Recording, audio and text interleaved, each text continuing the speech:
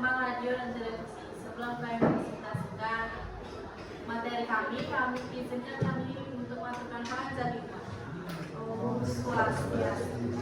Baik, langsung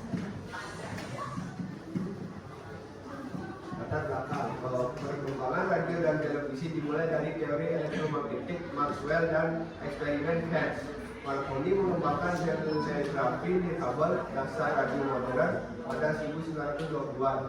Radio populer sebagai media informasi dan hiburan. Televisi dikembangkan pada tahun 1920-an dan 1930-an. Lalu menjadi media utama setelah Perang Dunia Kedua. Hingga kini radio dan televisi tetap penting dalam komunikasi massal. Rumusan masalah. Kami ada 3 rumusan masalah. Yang pertama, apa yang dimaksud gelombang radio dan televisi? Dan yang kedua, bagaimana cara kerja gelombang radio dan televisi? Dan yang ketiga, apa saja faktor yang mempengaruhi kualitas sinyal radio dan televisi? Pengertian gelombang radio dan gelombang televisi. Gelombang radio adalah bagian dari gelombang elektromagnetik dengan frekuensi rendah, mulai dari 1 Hz hingga 100 GHz. Kita radio untuk siaran berkisar 110 Hz hingga 100 MHz. Sedangkan untuk televisi antara 54 dan 890 MHz. Gelombang TV adalah gelombang elektromagnetik yang lebih kompleks karena membawa informasi suara dan gambar serta memiliki frekuensi lebih tinggi dan dari gelombang radio FM. Gelombang TV tidak dipantulkan oleh ionosfer sehingga memerlukan satelit atau penghubung untuk jarak jauh. Baik, selanjutnya perkenalkan saya Rizka Dewi Aksena. Selanjutnya jenis-jenis gelombang radio. Yang pertama gelombang panjang atau long wave.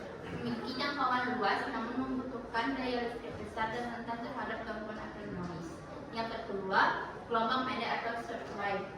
Menggunakan udara sebagai mediator dan mampu menjangkau area luas, sering digunakan untuk siaran internasional, namun rentan terhadap gangguan dari faktor eksternal seperti matahari, cuaca, dan halilintar. Nah, yang terakhir gelombang medium atau medium wave, menggunakan permukaan bumi sebagai mediator, umumnya untuk siaran radio AM dan FM, tahan terhadap cuaca dan kualitas suara yang baik, tetapi jangkauannya lebih sempit karena menyerap gelombang yang cepat. Selanjutnya, cara kerja gelombang radio. Cara kerja gelombang radio meliputi gelombang radio merambat di udara dengan kecepatan 300.000 km/d. Menggunakan gelombang pembawa, getaran suara atau sinyal diubah menjadi getaran listrik yang dipantulkan oleh ionosfer untuk menjangkau jarak jauh. Sesampainya di tujuan, getaran listrik ini dikonversi kembali menjadi informasi yang dapat didengar atau dilihat oleh penerima. Baik, saya lanjutkan. Sebelumnya perkenalkan saya Wirata Sama nomor 16. Nah, selanjutnya yaitu cara kerja gelombang televisi. Antena menangkap gelombang dari stasiun televisi dan mengirimkan sinyal ke gelombang TV. Sirkuit ini di dalam TV memisahkan gelombang suara dan gambar sesuai saluran. Lalu standar memisahkannya. Sinyal gambar diproses dengan menembakkan 3 elektron, yaitu merah, hijau, dan biru menuju tabung sinar katoda yang menghasilkan titik-titik warna di layar. Kombinasi warna ini membentuk gambar sinyal suara disaring dan dikeluarkan melalui speaker. Yang selanjutnya yaitu faktor yang mempengaruhi kualitas sinyal radio dan televisi. Yang pertama ada jarak dari pemancar. Nah, semakin jauh jarak dari pemancar, maka sinyal radio akan semakin lemah. Yang kedua yaitu penghalang fisik bangunan dan struktur lainnya dapat menghalangi atau memantulkan sinyal yang akan dikirimkan. Yang ketiga kondisi cuaca. Hujan dan kelembapan tinggi dapat mengganggu sinyal, terutama pada frekuensi tinggi. Yang keempat ada interferensi elektromagnetik. Perangkat lain seperti ponsel dapat mengganggu sinyal. Yang kelima jenis dan orientasi antena. Antena yang kurang tepat menurunkan kualitas sinyal.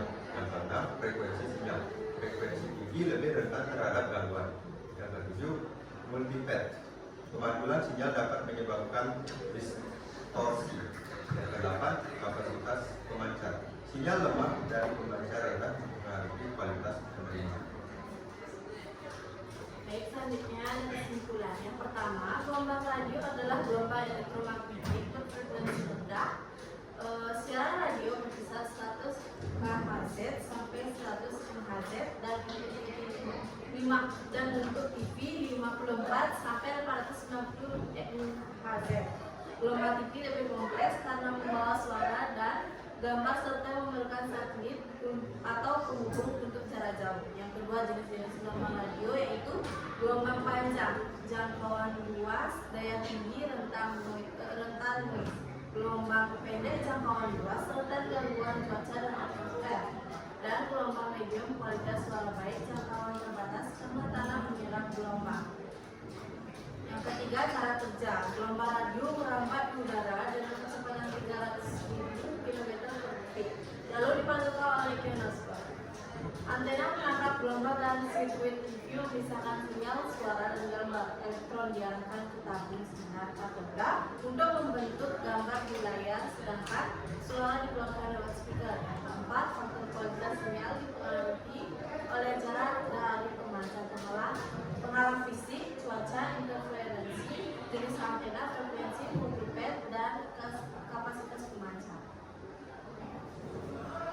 Baik, sekian presentasi dari kami. Kami buka sesi tanya jawab. Ya.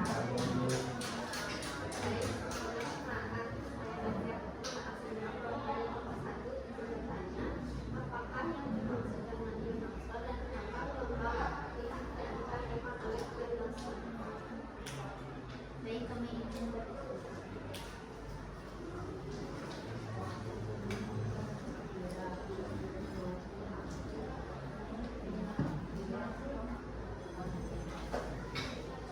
Saya ingin menanggapi pertanyaan dari Bu Ani yang poin pertama yaitu apa yang dimaksud dengan ionosfer. Ionosfer adalah lapisan atmosfer dari ketinggian 30 hingga 600 mil di atas permukaan bumi yang membantu komunikasi radio jarak jauh. Di lapisan ini gas seperti oksigen dan nitrogen terionisasi dari fotoionisasi akibat energi yang dilepaskan dari matahari. Baik, selanjutnya saya akan menjawab pertanyaan Romani yang kedua. Kenapa gelombang TV tidak dipantulkan oleh ionosfer?